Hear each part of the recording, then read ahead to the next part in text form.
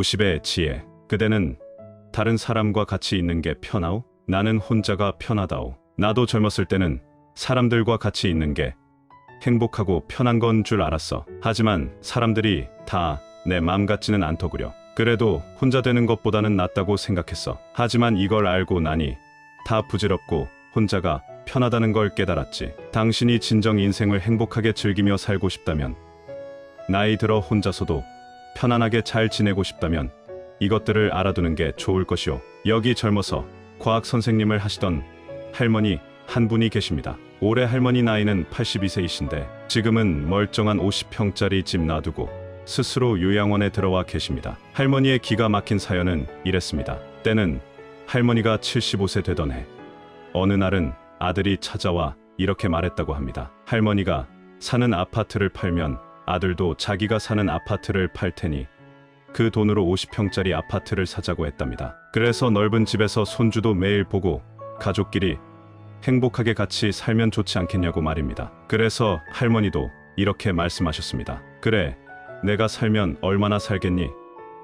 노년에 손자랑 자식이랑 밥이나 먹으면서 그렇게 살다가 내가 명이 다해서 죽으면 너희들이 그냥 그 집에서 잘 살아. 할머니는 그렇게 집을 팔고 새 아파트를 아들 명의로 하여 살림을 합치셨습니다. 하지만 그것이 지옥의 시작이었습니다. 할머니는 새 아파트로 들어오는 순간 자식과 손주가 아닌 며느리하고 살게 되었으니까요. 며느리는 그동안 명절에나 뵈었지 이제 매일 얼굴 맞대고 살려니 시어머니 눈치가 얼마나 보였을까요? 할머니 또한 무엇이든 딱딱 들어맞아야 하는 과학을 가르치는 선생님이셨으니 얼마나 엄격하셨을까요? 할머니 입장에선 며느리가 마음에 안 드는 부분들이 보이는데 며느리는 시어머니의 잔소리가 너무 듣기 괴로웠습니다. 그리고 시어머니가 열심히 나가는 성당을 안 따라갈 수가 없었습니다. 하지만 그것도 잠시일 뿐. 참다 못한 며느리가 한날은 이렇게 말했습니다. 어머니, 저 이제 성당 못 나가요. 전 종교도 없는데 어머니 따라서 억지로 나가는 거 이제 못해요. 그러자 할머니는 이렇게 말씀하셨습니다. 아니, 성당에 가고 싶으면 가고 가기 싫다고 안 가는 데니 내가 이상한 데 데리고 가는 것도 아니고 좋은 말씀 듣고 행복하라는데 그게 그렇게 싫으니.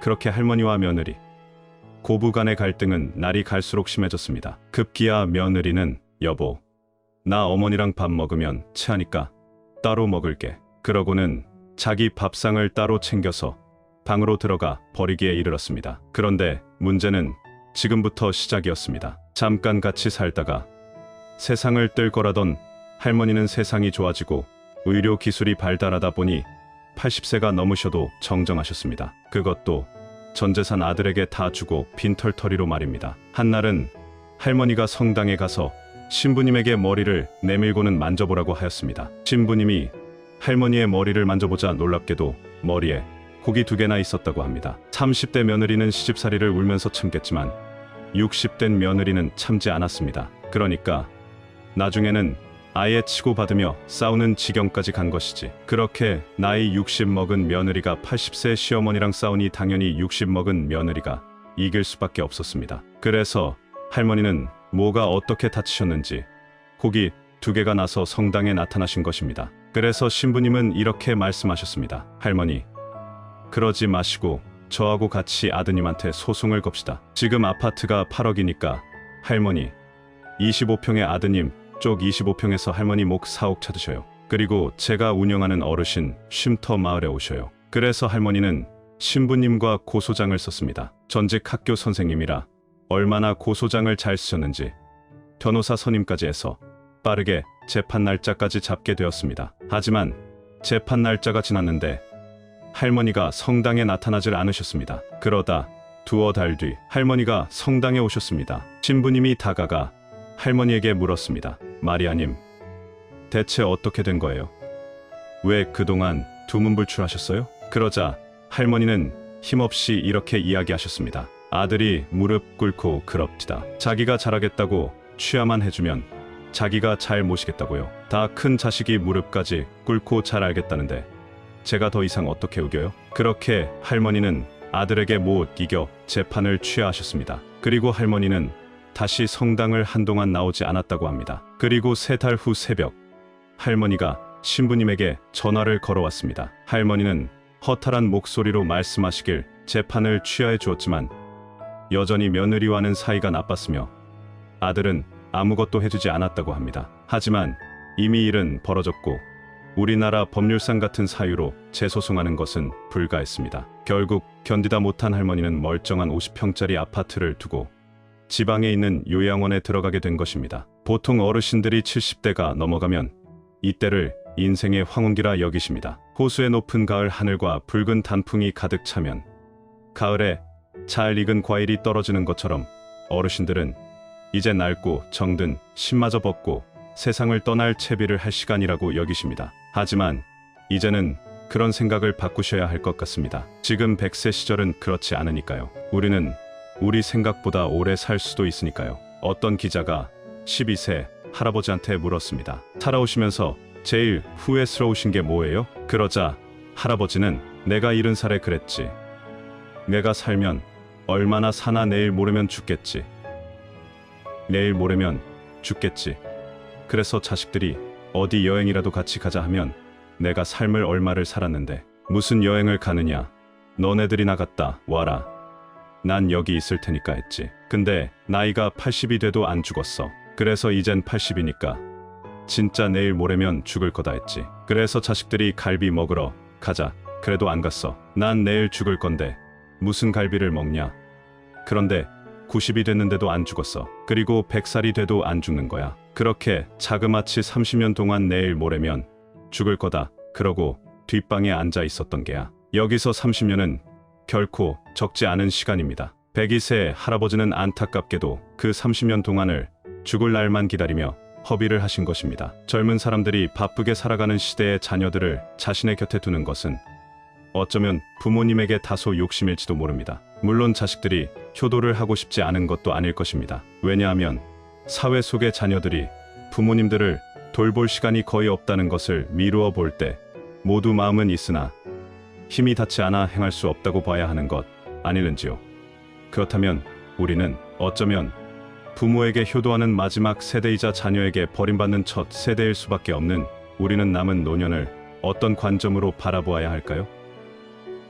부모, 자식 걱정, 직장 걱정, 친구 걱정, 친척 걱정, 우리의 모든 걱정은 사실 인간관계에서 비롯됩니다. 하지만 인간은 사회적인 동물이라 인간관계를 맺으면서 살 수밖에 없습니다. 하지만 남과 어울려 사는데 스트레스를 받지 않는 경우는 거의 없습니다. 그렇다고 우리가 모든 인연을 다 끊고 혼자 살아야 할까요?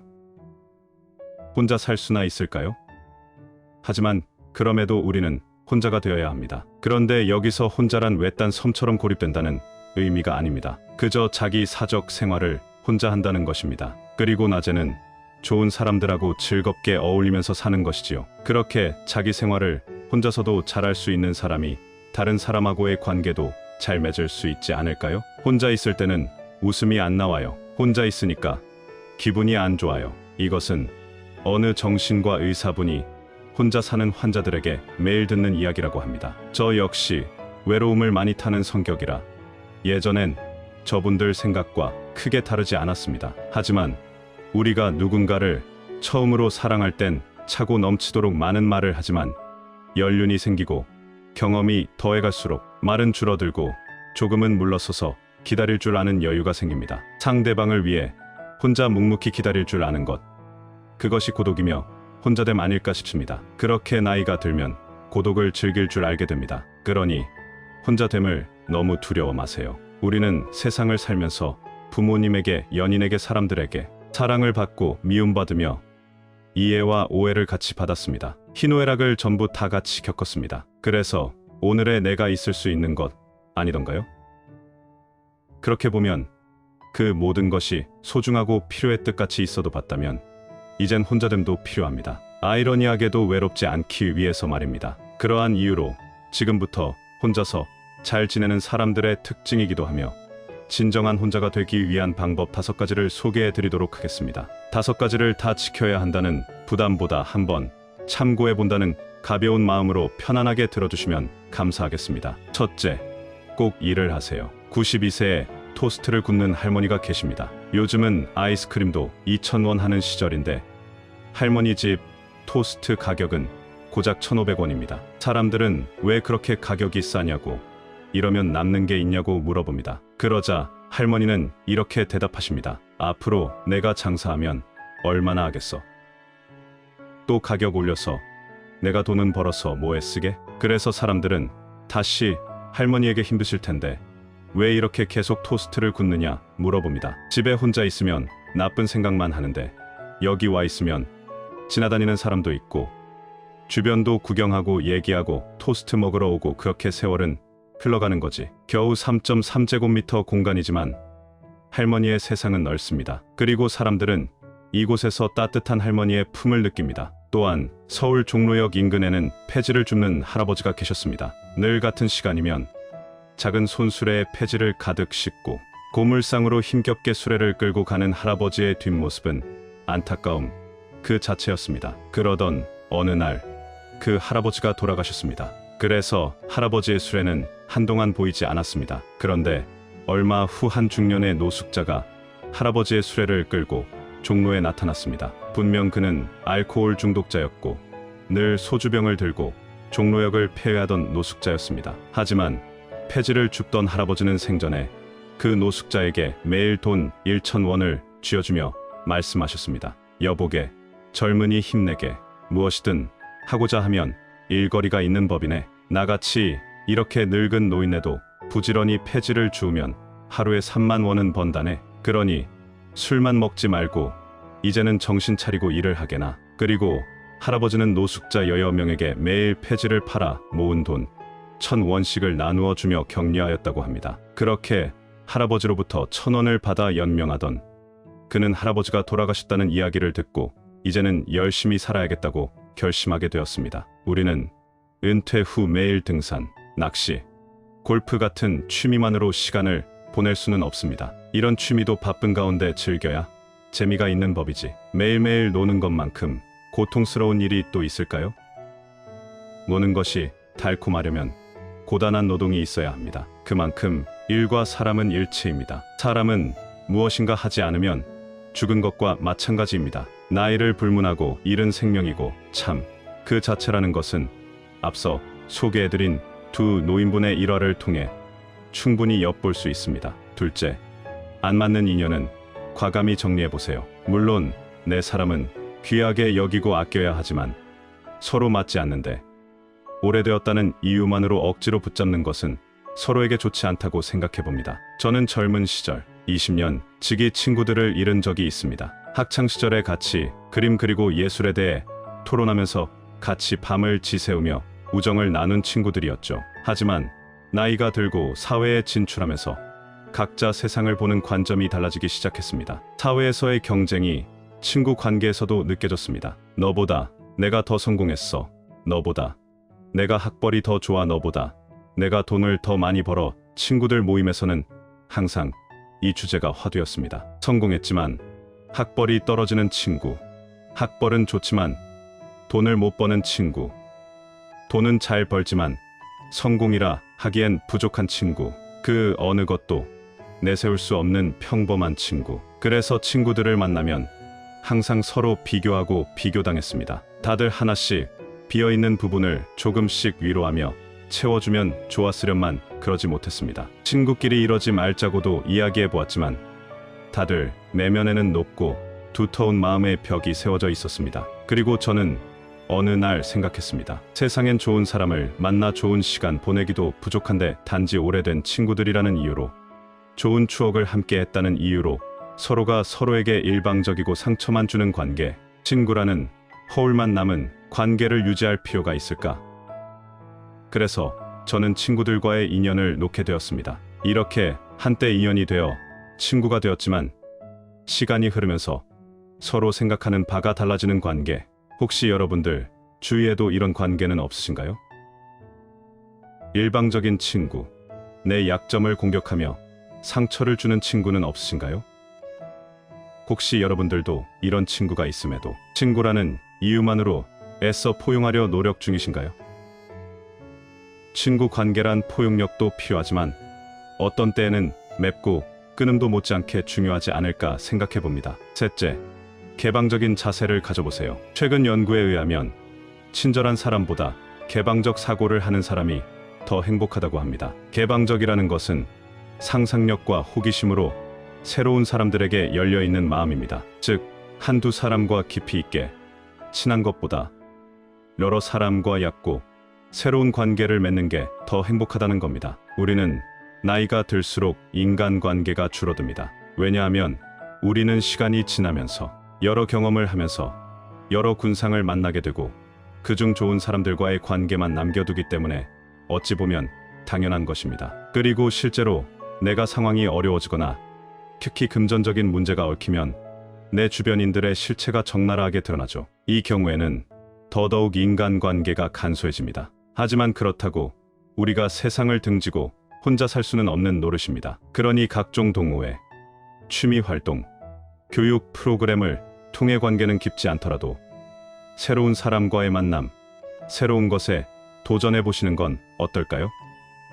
이것이 자기개발과 삶의 큰 활력이 될 것입니다. 호기심을 잃는 순간 사람은 늙는다고 하지. 앞서 말드린 개방성의 말미암은 호기심은 나이 들어 혼자여도 버틸 수 있는 힘이 될 것입니다. 현재의 외로움을 극복하는 나만의 무기가 될 것입니다. 넷째, 자식에게서 독립해보세요. 만약 아직 늦지 않았다면, 여러분들이 아직 경제적 능력이 남아 있으시다면 부디 자식에게 재산을 전부 다 주지 마시길 바랍니다. 자식한테 재산을 주면 세 가지를 잃어버립니다. 첫째로 자식을 잃어버리며, 둘째는 본인의 인생을 잃어버리고 마지막으로 재산을 잃어버립니다. 요즘 자식들은 뒷바라지가 익숙합니다. 그래서 월세방 보증금에 결혼 자금까지 바랍니다. 부모님은 자식을 사랑하는 마음에 자식이 고생하는 것을 보다 못해 기꺼이 내 자식의 보증금이야 결혼 자금을 대줍니다. 그러면 그때부터 자식은 부모님에 대한 의존이 생깁니다. 그리고 부모님은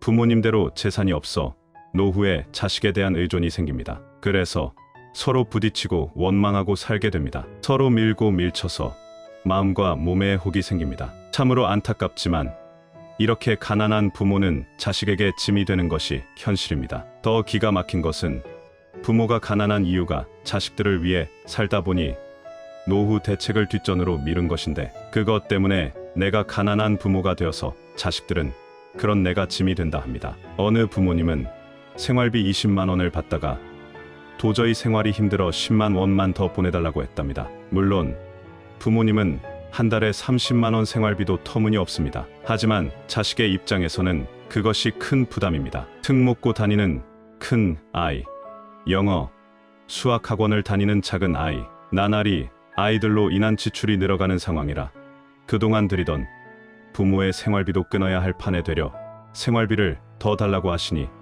자식 입장에서는 미칠 노릇입니다. 주는 사람은 10만 원이 큰 돈일 수 있는데 받는 사람은 그깟 10만 원이라는 생각이 들 수 있습니다. 부모님들은 자식을 위해 본인들의 인생을 희생하며 사셨는데 매달 몇십만 원 용돈마저 아까워하는 자식이 야속합니다. 하지만 요즘은 맞벌이를 해도 4인 가족 생활 비용과 각종 경조사금과 최소한의 문화생활에도 돈에 허덕이는 경우가 많습니다. 내 아이 학원 덜 보내고 우리 가족 먹을 식비 좀 아끼고 전기세, 수도세, 공과금 아끼고 알뜰하게 저축해서 집 살 생각도 하지 말고 1년에 한두 번 가는 가족여행 가지 말고 사람들 안 만나고 힘들어도 술 한 잔 덜 마시고 내 자식이 내 용돈 때문에 그러길 원하실까요? 그러니 차라리 당장은 자식이 아쉬운 소리라도 그것 때문에 당장은 가슴이 좀 아프더라도 지금 있는 내 재산 잘 아껴서 나의 노후 자금으로 쓰시는 건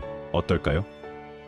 다섯째, 곁에 있는 사람을 소중하게 대하세요. 우리는 무심코 소중한 사람을 홀대하는 경우가 있습니다.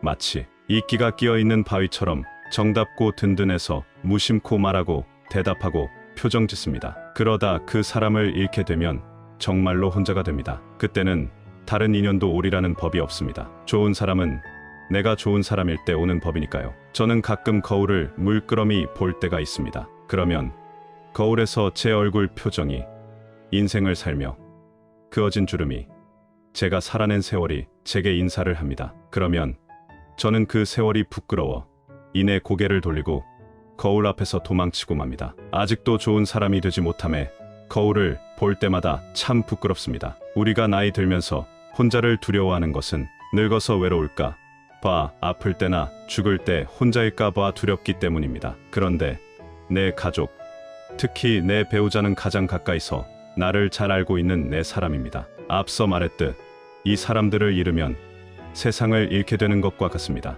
버림받고 소외되는 것과 스스로 혼자 되는 것은 다릅니다. 세상을 단절하지 않고 혼자만의 시간을 즐길 줄 아는 것은 곁에 있는 사람을 소중히 대한다는 말에 다른 말일 것입니다. 어느 95세 노인이 계십니다. 그분은 젊었을 때 정말 열심히 일하셨습니다. 그 결과 실력을 인정받으셨고 많은 사람들로부터 존경을 받았습니다. 그 덕에 65세 때 당당한 은퇴를 할 수 있었습니다. 그런데 그분은 30년 후인 95살 생신 때 후회의 눈물을 한없이 흘리셨습니다. 그분의 65년의 생애는 자랑스럽고 떳떳했지만 이후 30년의 삶은 부끄럽고 비통한 삶이었습니다. 그분은 퇴직 후 이제 다 살았다, 남은 인생은 그냥 덤이다라는 생각으로 그저 죽는 날만 기다리셨습니다. 그런데 그렇게 덧없는 삶을 무려 30년이나 사셨습니다. 30년의 시간은 그분의 나이 95세로 보면 3분의 1에 해당하는 기나긴 시간입니다. 만일 우리가 퇴직할 때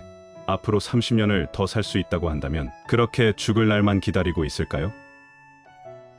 우리는 흔히 60대, 70대를 인생의 황혼기라 합니다. 여기서 황혼기란 해가 노후를 남기고 가라앉는 것처럼 어떤 현상이 끝나감을 사람의 노년기에 빗대는 말입니다. 하지만 100세 노인분들은 말합니다. 100세까지 살아보니 내 인생에서 가장 아름다웠던 절정의 시기는 60에서 75세라고 말입니다. 만약 인생을 되돌릴 수 있다 해도 젊은 날로 돌아가고 싶지 않다고 하십니다. 그때는 너무 바빴고 생각보다 행동이 앞섰으며 행복이 뭔지 인생에 대해 고민을 하지 않았다고, 그래서 의미 없는 시간을 많이 보냈다고 말입니다. 그래서 다시 돌아갈 수 있다면 60세 정도로 돌아가고 싶다 하십니다. 우리가 해가 지는 노을이 아름답다고 느끼는 것은 노을 하늘 한편에 깔린 한낮의 파란 하늘 정우는 태양의 강렬한 붉은 색채, 그리고 어슴푸레하게 깔리는 땅거미, 이 모든 것들이 한 번에 모여 드라마틱한 변화를 한눈에 볼 수 있기 때문입니다. 저는 감히 추측하건대 노인분들이 60세가 아름답다고 느끼시는 것은 철없이 파릇했던 어린 치기 위에 붉게 불태웠던 중년의 강렬한 열정, 그리고 정신적으로 완성되어 깔리는 중후한 무게감, 이것들이 하나로 빛나는 시기라 그런 게 아닐까요? 여러분들은 그런 지지 않는 노을이 되어 드라마틱한 노을을 한번 보내보시는 것은 어떨까요?